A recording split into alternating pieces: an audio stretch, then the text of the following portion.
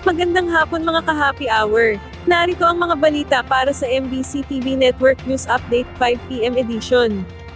Mga nakuhang gamot, kutsilyo at iba pa sa hotel room ni dating Undersecretary Catalina Cabral sa Baguio City, iniimbestigahan na ng PNP. Naniniwala ang Department of the Interior and Local Government na walang third party na sangkot sa pagpanaw ni dating DPWH Undersecretary Catalina Cabral. Batay ito sa resulta ng post-mortem examination sa labi ni Cabral na nagsasabing sinadya umanong kitilin ni Cabral ang sariling buhay. Ayon kay DILG Secretary John Vic Remulla, hinihintay pa nila ang resulta ng DNA kay Cabral bilang bahagi na rin ng nagpapatuloy na investigasyon sa kaso. Kasabay nito, inaalam na rin ng mga otoridad kung mayroong banta sa buhay si Cabral bago ito pumanaw, gayunman sinabi ni Remulla na hindi pa rin off the hook ang driver nito. Samantala, nilinaw naman ng DILG chief na hindi makaaapekto sa resulta ng autopsy kahit na isailalim na sa pag-eembalsa mo ang labi ni Cabral. Kaugnay nito, iniimbestigahan na ng Philippine National Police ang ilang gamit na nakuha ng National Bureau of Investigation at ng Criminal Investigation and Detection Group sa hotel room kung saan huling nag-check-in si dating Yusek Cabral.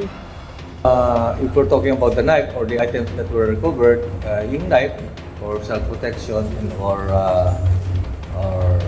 panggamit na lang inside the bag. While the medications, we secure that, we put that into the study.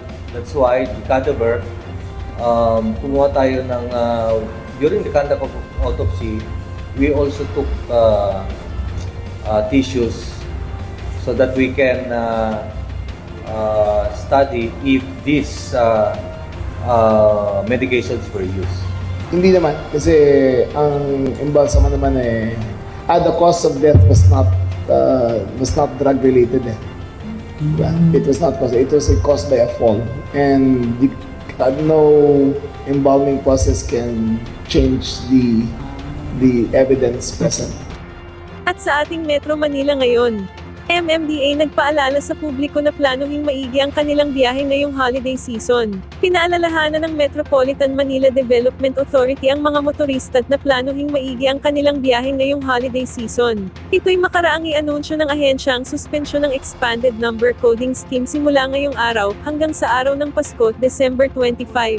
Ayon sa MMDA, automatikong suspendido ang number coding tuwing regular at special non-working holidays. Bukod sa nabanggit na petsa, masusundan pa ang suspensyon mula December 29 hanggang January 2 ng susunod na taon. Mapapansing kabilang na ang December 29 at January 2, 2026 sa suspensyon dahil sa bisa ng Memorandum Circular No. 111 ng Office of the President na nagdedeklarang walang pasok sa lahat ng tanggapan ng pamahalaan. Layo nitong mabigyan ng sapat na oras ang mga kawani na makapagdiwang ng bagong taon.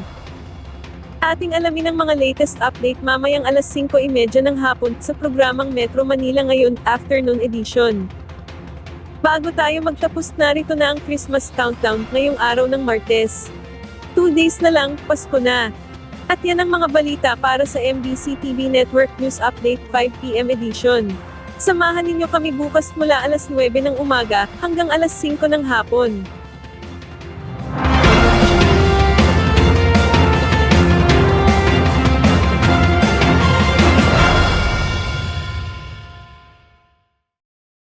Mga ka-happy hour, kung gusto mong manood ang mga balita sa MBC TV Network News Update, mag-subscribe sa aming YouTube channel, i-like ang aming Facebook page, at i-follow sa aming TikTok account.